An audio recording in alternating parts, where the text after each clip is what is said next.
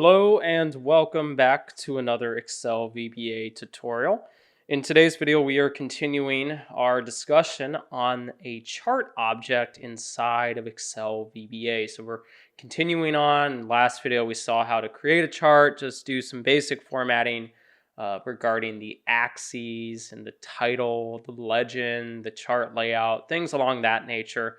In today's video, we're going to be working with the series, so individual series of data inside of our particular chart object. So we're going to see how we can format them. We can see how we can, just do some formatting stuff and then just get some information with them and things along that nature. So with that being said, we're going to go in our Visual Basic editor.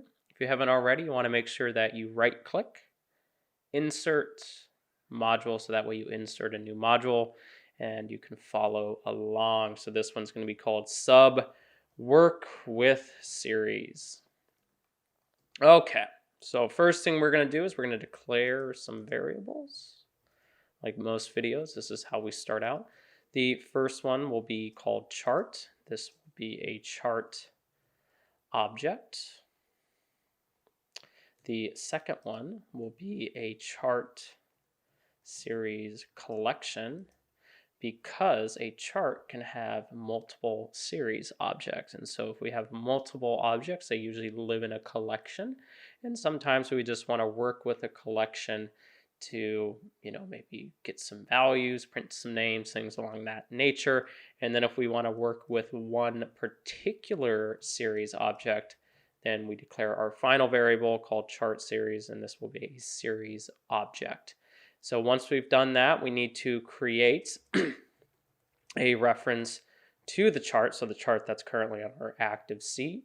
And so what we're going to do is we're going to set our chart variable equal to our active sheet. We're going to go to our chart objects collection, and then we're going to put in a our index of 1. And there you go. So you've created a reference to a chart. Let's get the series collection from the chart. Again, very similar. We're going to set that chart series collection, and then this one will be equal to the chart object. I want to go to the chart, and then I want to go to the series collection method. So this will return that collection back to me, and then we're going to print the name of each series in the collection. So because we have a collection, we can loop through it. And so we'll say for each chart series in chart series collection, next.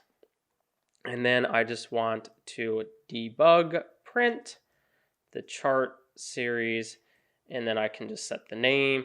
Now keep in mind there's other properties about it. So there is a, where is it? Values.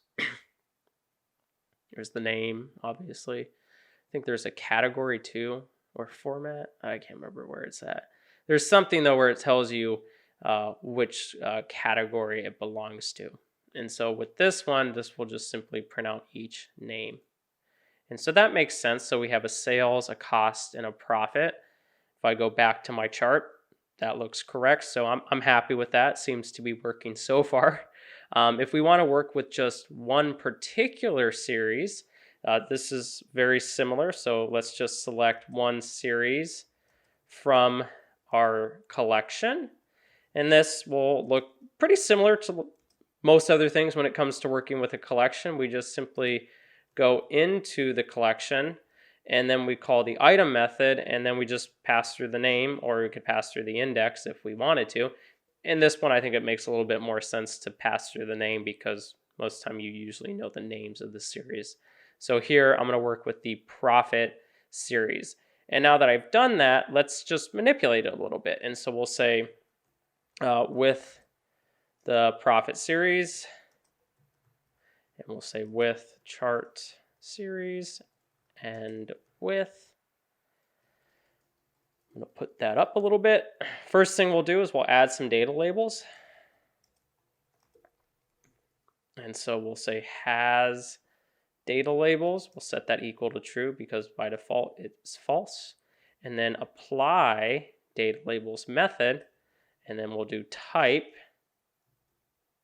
and then we can say, what is it? There is XL value, there's show value, show percent.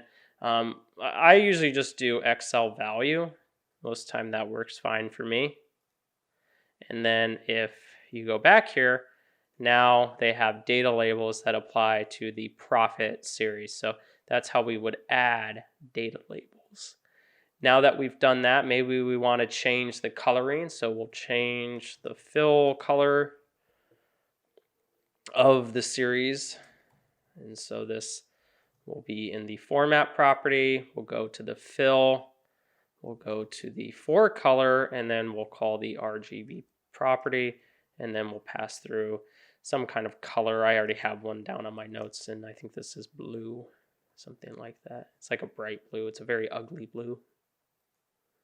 And then now we can see it changed it from gray to a bright blue.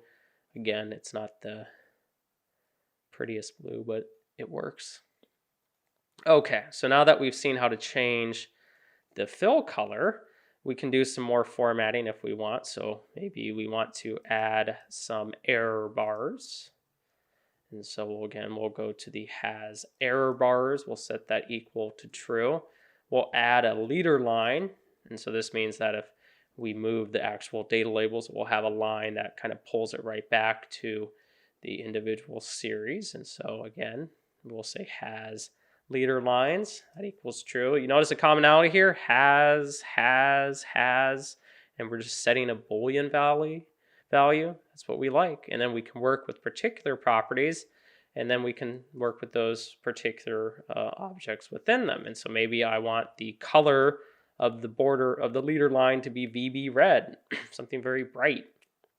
And so now if I go here, it has an error bar, just right like that, and then we have this. But now if I move it, it has this little leader line that goes with it. So that's how we would format it. And so this is again now all we've done through VBA. And so we can actually also change the border of our series object. So we'll format the series border, and so we'll say with.format. What we can do is we'll set this end with. Notice how I'm doing a with statement inside of a with statement. You can do that. There's nothing stopping you from doing that. Again, I want the line to be visible, and then we'll make sure that's true.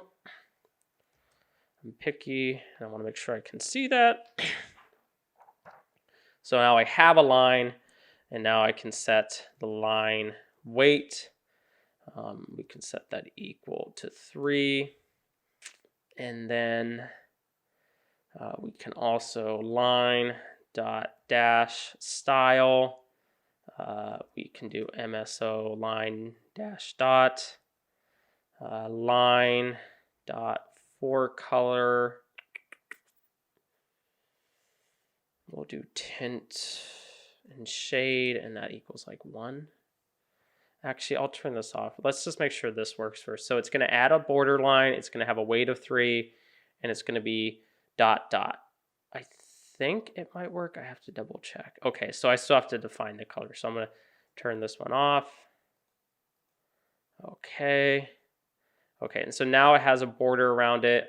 Again, it's a very ugly border, but this is how we would want to do that in a particular aspect. Okay, so that's adding a border line.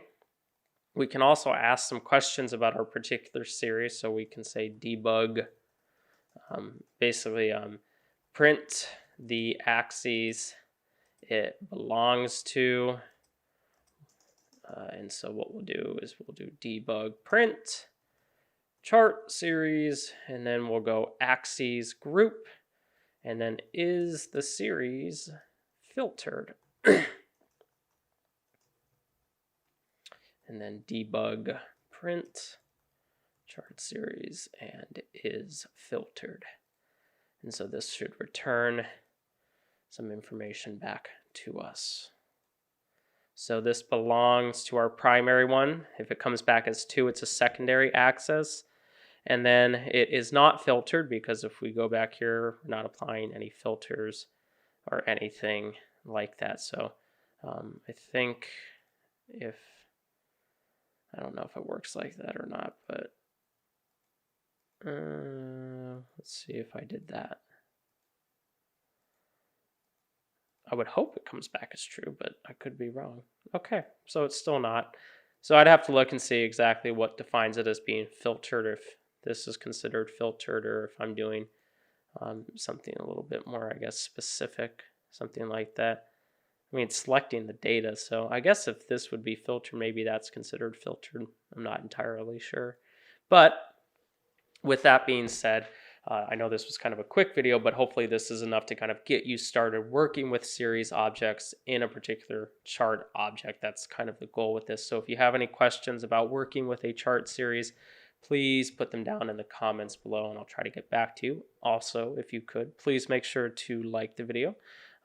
We appreciate the support, and the channel's been growing nice and slowly, which is always good. It kind of keeps everything kind of stable, which is always positive. And then also, if you're not already, please make sure to subscribe to the channel so that way you get regular updates as we release new videos. So today is going to be a little bit of an oddity in the sense of I'm going to be releasing like 3 videos at once, but this will hopefully catch up some of the VBA stuff a little bit. And then I'm still working on the SEC stuff because, you know, there's some pretty cool stuff there, and that's going to naturally lead us into some of our machine learning models, fun stuff. So thanks again for watching, guys. We will see you in the next video.